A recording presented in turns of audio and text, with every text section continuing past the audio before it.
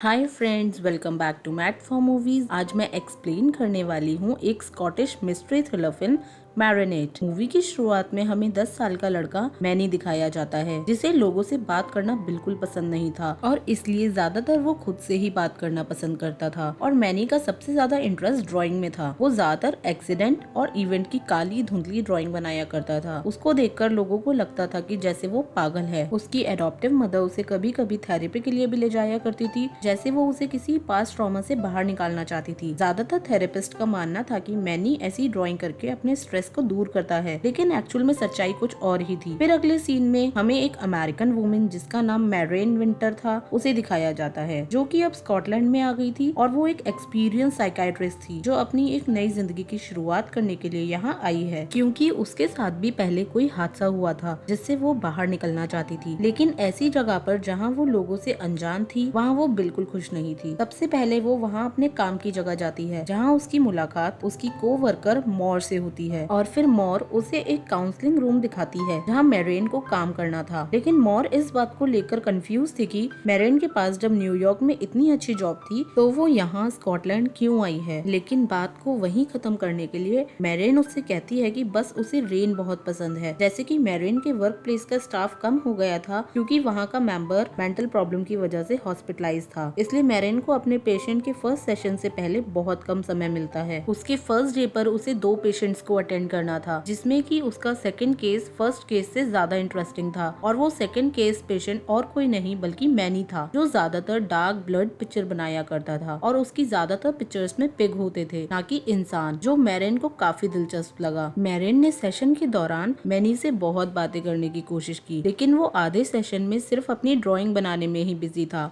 और इसलिए वो दूसरा तरीका अपनाती है और उससे ड्राइंग के बारे में बात करना शुरू करती है, जिस पर मैनी पहली बार बोलता है और उसे बताता है कि जब भी वो बात करता है तो किसी को उसकी बातें अच्छी नहीं लगती, इसलिए वो चुप ही रहता है। जिस पर मैरेन उससे पूछती है ऐसा क्यों, तो वो बताता है कि वो चीजों को सच कर सकता है। जिस पर मैरेन इंटरेस्टिंगली उससे कहती है कि आखिरी क्या चीज थी जो तुमने सच की, और उसका जवाब सुनकर वो हैरान हो जाती है क्योंकि वो कहता है इट्स यू, मतलब मैंने तुम्हें सच किया है। और मैरेन उसकी बातों को बकवास समझती है और उस पर ध्यान नहीं देती। फिर मैरेन सेशन के बाद ड्रिंक्स के लिए बार जाती है, जहाँ वो एक आदमी को देखती है जो कहीं ना कहीं मैरेन में इंटरेस्टेड था, लेकिन वो उससे कुछ नहीं कहता क्योंकि वो एक लड़की के साथ आया था जो कि मैरेन की ही एक न्यू कलीग, और वहीं वो न्यू कलीग मैरेन को एक बुक क्लब का ब्रोशर देती है और उसे क्लब ज्वाइन करने के लिए इनवाइट करती है। और फिर थोड़ी देर बाद मैरेन अपने घर जाती है, जहाँ रास्ते में उसे टनल के नीचे एक कार क्रैश हुई दिखाई देती है जिसमें आग भी लगी थी और एक आदमी उसके अंदर इंजर्ड था, लेकिन वो मरा नहीं था। मैरेन उसे बचाना चाहती थी, लेकिन वो शॉक की वजह से हिल नहीं पा रही और फिर अचानक वहाँ पर धमाका हो जाता है। वहाँ से आने जाने वाले लोग कुछ नहीं कर पाते। और अब अगले सीन में हमें दिखाया जाता है कि मैरेन को मैनी के द्वारा बनाई गई कुछ ड्राइंग्स मिलती हैं, जिसमें से एक ड्राइंग कार क्रैश की होती है, बिल्कुल वैसी ही जो मैरेन ने कल देखा था, सिवाय एक बड़े पिग के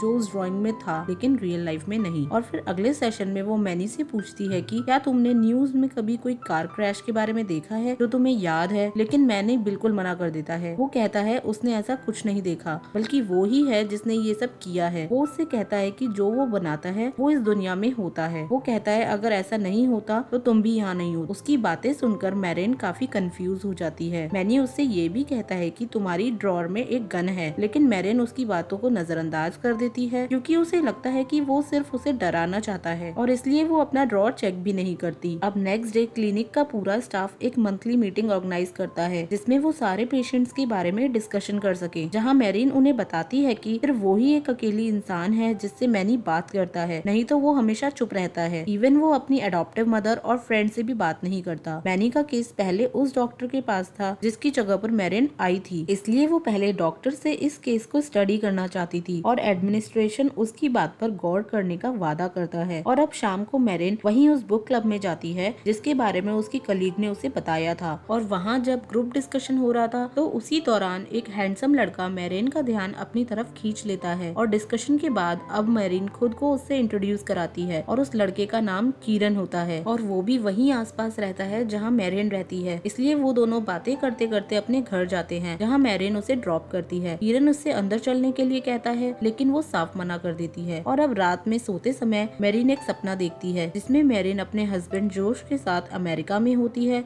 जो कि एक आइडियल और हैप्पी कपल होते हैं, और वो दोनों साथ में एक कैफे की तरफ जा रहे होते हैं और उनकी रास्ते में ही कार खराब हो जाती है। अब वो लोग एक आदमी से लिफ्ट मांगते हैं। सब कुछ बिल्कुल ठीक जा रहा था जब तक कि उनकी कार एक पेड़ से नहीं टकराई। उस दौरान उस कार एक्सीडेंट में सब मारे गए सिवाय मैरिन के, और फिर इतने बुरे सपने से वो जाग जाती है और वो फिर से अब अपने काम के लिए ऑफिस जाती है ताकि वो अपना दिमाग इस बुरे सपने से हटा सके। और उसी दौरान उसे अपने ड्रॉर में एक गन मिलती है जिसके बारे में कल मैनी ने उसे बताया था, और इससे पहले कि वो कुछ समझ पाती तभी उसके पास किसी का कॉल आता है जो उससे कहता है कि तुम उसे मार दो इससे पहले कि वो तुम्हें मारे, और वो ऐसा कहकर कॉल कट कर देता है। और अब उसके बाद मैरिन कीरन से मिलती है और उससे बात करती है। जैसे कि कीरन के पास खुद की बोट होती है, इसलिए वो दोनों बोट में एक साथ घूमना डिसाइड करते हैं, जहाँ वो मैरिन से उसकी वेडिंग रिंग के बारे में पूछता है और उसे उसके हस्बैंड की डेथ के बारे में पता चल जाता है। यहाँ मैरिन उसे बताती है कि उन बुरी यादों से दूर भागने के लिए ही वो यहाँ स्कॉटलैंड आई है, लेकिन उससे भी कोई फायदा नहीं हुआ। अब अगले दिन काम के दौरान मैरिन अपने बॉस को उस अजीब कॉल के बारे में बताती है जो उसे कल आया था, जहाँ बॉस उससे कहता है कि शायद मैकविटी यानी क्लिनिक के पहले एम्प्लॉय ने उसे किया होगा, जो कि भ्रम होने की वजह से अब मेंटल असाइलम में है, और पहले वो ही मैनी का केस देख रहा था और उसकी दिमागी हालत की वजह से मैनी की रिपोर्ट्स पर असर पड़ता था। और अब मैरिन के बॉस उसे मैनी की सारी बैकग्राउंड इन्फॉर्मेशन दे देते हैं, जिसे पढ़कर उसे पता चलता है कि उसके फादर एक कार क्रैश एक्सीडेंट में मारे गए थे और उसके तुरंत बाद उसकी मदर ने सुसाइड कमिट किया था, और वहीं मैनी उनके घर में अकेला और बहुत बीमार मिला था, लेकिन उसके बाद वो काफी ठीक हो गया और अब वो अपनी एडॉप्टिव मदर के साथ रहता है। मैरिन मैनी की ड्राइंग्स को बार बार देखती है और उन्हें देखकर काफी डिस्टर्ब होती है। अब अगले सेशन में मैनी उससे पूछता है कि क्या वो गन को देखकर डर गई थी। मरीन ये सुनकर काफी हैरान होती है, लेकिन वो ऐसे दिखाती है कि जैसे उसे कुछ पता ही नहीं है वो किस बारे में बात कर रहा है। इस पर मैनी काफी गुस्सा हो जाता है और वो गुस्से में एक डूबता हुआ इंसान बनाता है जिसके नीचे वो नाम लिखता है कीरन। मैरिन ये देखकर काफी शॉक हो जाती है क्योंकि उसने कभी उसे कीरन के बारे में बताया ही नहीं था, और तो और कीरन और उसने अगले दिन बोट सेलिंग पर जाने का भी डिसाइड किया हुआ था। सेशन खत्म होने के बाद मैरिन को पता चलता है कि पहले डॉक्टर मैकविटी मैनी को लेकर काफी ऑब्सेस्ड हो गए थे और वो अपना ज्यादा से ज्यादा टाइम लाइब्रेरी में बिताया करते थे, और इसीलिए अब मैरिन लाइब्रेरी में जाकर वही बुक देखती है जिसे मैकविटी पढ़ा करते थे, और उसमें उसे एक नोट मिलता है जिसमें लिखा था कि मैनी का पूरा नाम इमैनुअल है। इसका मतलब था गॉड इज विद अस, मतलब भगवान हमारे साथ है। उसके बाद वो मैनी से उसके घर मिलने जाती है और उससे पूछती है कि तुम कीरन के बारे में कैसे जानते हो, लेकिन जब मैनी रिप्लाई नहीं करता तब मैरिन को काफी गुस्सा आ जाता है और इस वजह से मैनी उससे दूर भाग जाता है। लेकिन तभी मैरिन वहाँ एक बहुत अजीब और डिस्टर्बिंग ड्राइंग को नोटिस करती है और उसे लेकर वहाँ से तुरंत निकल जाती है, और अब वो अपनी ट्रिप के लिए कीरन से मिलने जाती है, लेकिन वहाँ उसे कीरन नहीं मिलता। मैरिन पहले से ही उस डूबते हुए इंसान की ड्राइंग को देखने के बाद कीरन की सेफ्टी को लेकर काफी परेशान थी। वो उसके लिए कार में बैठकर करीब 1 घंटा वेट करती है, लेकिन वो वहाँ नहीं आता। फिर वो उसे ढूंढने के लिए बुक क्लब और उसके घर भी जाती है, लेकिन वो उन दोनों जगह पर भी नहीं मिलता। घर लौटने के बाद वो टीवी पर एक न्यूज देखती है जिसमें बताते हैं कि अभी कुछ घंटे पहले ही फ्लड आने की वजह से करीब 2500 से ज्यादा लोगों की मौत हो गई है। वो ये देखकर काफी घबरा जाती है और फिर मैनी की सारी ड्राइंग्स चेक करती है जिसमें उसे एक फ्लड वाली ड्राइंग मिलती है जिसके टॉप पर लिखा था नंबर 25। अब अगले दिन मैरिन मैनी के बारे में और बहुत कुछ जानने के लिए अपने ऑफिस जाती है, जहाँ वो अपने बॉस के ऑफिस में घुस जाती है। वो मैनी के नोट्स को बस ढूंढने ही वाली होती है कि तभी उसके बॉस वहाँ आकर उसे रंगे हाथों पकड़ लेते हैं। उन्हें ये भी पता होता है कि मैरिन मैनी के घर गई थी, जिस पर वो उससे कहते हैं कि तुम कुछ दिनों के लिए आराम करो और फिर फ्रेश माइंड से वापस काम पर आना। अब उसके बाद मैरिन मैकविटी से मिलने मेंटल असाइलम जाती है, जहाँ मैकविटी उससे फिर से कहता है कि तुम मैनी को मार दो इससे पहले कि वो तुम्हें मार दे। इससे पहले कि मैरिन उससे कुछ और पूछ पाती वो वहाँ से चला जाता है, और अब वहीं वो नोटिस करती है कि मैकविटी एक बुक रीड कर रहा था जिसका नाम था सेकंड डेथ, और उसी दौरान उसे मैनी की एक ड्राइंग याद आती है जिसमें एक आदमी बिल्डिंग से नीचे गिर रहा होता है, और तभी उसे रियलाइज होता है कि मैकविटी के साथ कुछ बुरा होने वाला है और वो वहाँ से भागना शुरू करती है। और इससे पहले कि वो मैकविटी को रोक पाती वो वहाँ बिल्डिंग से नीचे गिर जाता है, बिल्कुल वैसे ही जैसे मैनी की ड्राइंग में दिखाया गया था। इससे पता चलता है कि मैनी कोई साधारण लड़का नहीं था और इसका मतलब है कीरन की लाइफ भी डेंजर में है। अब मैरिन घबराकर फिर से कीरन की बोट के पास जाती है। उसे डर था कि अगर कीरन अपनी बोट पर गया तो वो डूबकर मर जाएगा, इसलिए वो वहाँ जाकर उसकी बोट को खोल देती है ताकि वो वहाँ से दूर चली जाए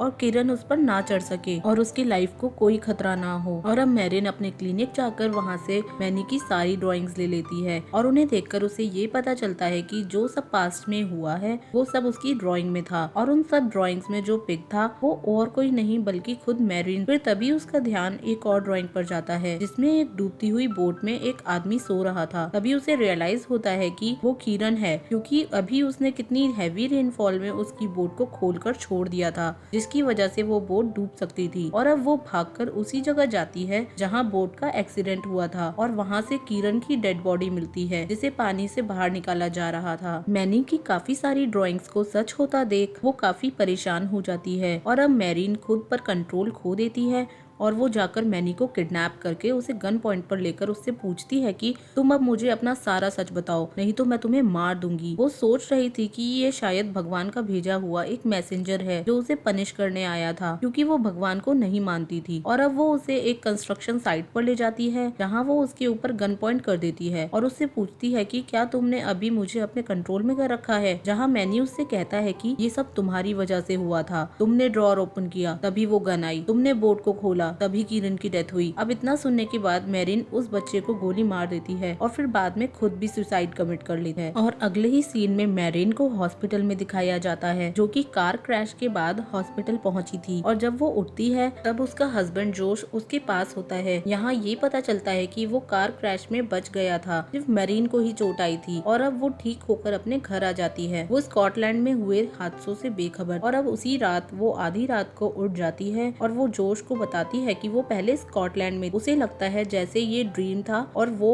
उसके बारे में सब कुछ बहुत डिटेल्स में जानती है। अब अगली सुबह वो अपने स्कॉटलैंड के क्लिनिक में कॉल करती है जहाँ वो अपने कलीग की आवाज सुनकर समझ जाती है कि वो कोई सपना नहीं बल्कि सच था। और अब वो बिना किसी को बताए वहाँ से स्कॉटलैंड के लिए चली जाती है जहाँ वो अपने कलीग से मिलती है, लेकिन वहाँ उसे कोई भी नहीं पहचानता। वो उनसे मैनी के बारे में भी पूछती है लेकिन वो लोग उसके बारे में भी नहीं जानते थे, लेकिन वो बेसब्री से उसके बारे में पता करना चाहती, इसलिए वो वहाँ आर्काइव रूम में जाती है जहाँ उसे मैनी की फाइल ग्राउंड पर पड़ी हुई मिलती है। और तभी अचानक से वहाँ मैनी आ जाता है और उसे घूरने लगता है। वो उससे कहता है कि उसने कभी फ्यूचर को नहीं बदला, ना ही उसे मैनिपुलेट किया। ये तो खुद मैरिन थी जिसने उसकी प्रेडिक्शंस को सच किया उसकी पेंटिंग्स को देखकर। अब मैरिन मौका पाकर उसकी ड्राइंग फाइल फिर से चेक करती है जिसमें से उसे गन मिलती है और उसे एक सिंगल ड्राइंग भी मिलती है जिसमें जोश की डेथ दिखाई हुई थी। इसका मतलब था कि उसने जोश की डेथ को अब कंफर्म कर दिया था उस पेंटिंग को देखकर। अब वो वहाँ से बाहर जाती है और बहुत जोर से चिल्लाती है और फिर वहाँ पुलिस आकर उसे मेंटल असाइलम ले जाती है। अब अगले ही सीन में मैनी फिर से वहाँ उससे मिलने पहुँच जाता है और तभी मैरिन के दिमाग में एक बात आती है। वहाँ उसे रियलाइज होता है कि अपनी प्रेडिक्शंस को पूरा करने के लिए मैनी को उसकी जरूरत है। और उसी समय मैनी अपने घर की अलमीरा में भी होता है जहाँ वो एक और पिक्चर बनाता है जिसमें वो एक पिग से हॉस्पिटल में मिलने जाता है जैसे कि वो मैरिन के साथ था। अब उसके बाद मैरिन को एक थेरेपी सेशन में दिखाया जाता है जहाँ उसे अब अपनी लाइफ का एक्चुअल मीनिंग पता चल गया था और उन चीजों का भी जो अब तक उसके साथ हुई। उसे पता चल गया था कि वो सिर्फ मैनी के दिमाग में रहती है और इसी वजह से मैनी उसके फ्यूचर को मैनिपुलेट और चेंज कर सकता था। मैनी एक बहुत खुश बच्चा था जब उसके पेरेंट्स जिंदा थे, उसके पास सब कुछ था, लेकिन उसके पेरेंट्स की डेथ के बाद से वो लाइफ की रियलिटी से बिल्कुल अलग हो चुका था। उसे लगता था कि वो अपने लाइफ में कुछ नहीं है, इसलिए उसे कंट्रोल करने के लिए उसने ड्रॉ करना शुरू किया और उसने अपने ही बनाई ड्राइंग्स को सच मानना शुरू कर दिया क्योंकि वो सिर्फ अपनी ड्राइंग्स को ही कंट्रोल कर सकता था। मैरिन भी उसकी इसी इमेजिनरी दुनिया का एक सच जो कि एक रियल पर्सन बिल्कुल भी नहीं, और इसी वजह से मैनी उससे कुछ भी करवा सकता था और उसे पास्ट में भी भेज सकता था। मैरिन को याद आता है कि मैनी ने उससे कहा था कि उसने उसे बनाया है उस टाइम तो, लेकिन उसकी बातों का मतलब वो समझ नहीं पाई। लेकिन अब सब बिल्कुल साफ था। अब वो ऊपर देखती है और कहती है कि उसके यूनिवर्स में जो कुछ भी है वो सब एक 10 साल के बच्चे के दिमाग में है। अब मैनी अपनी एक फाइनल पिक्चर बनाता है जिसमें एक पिग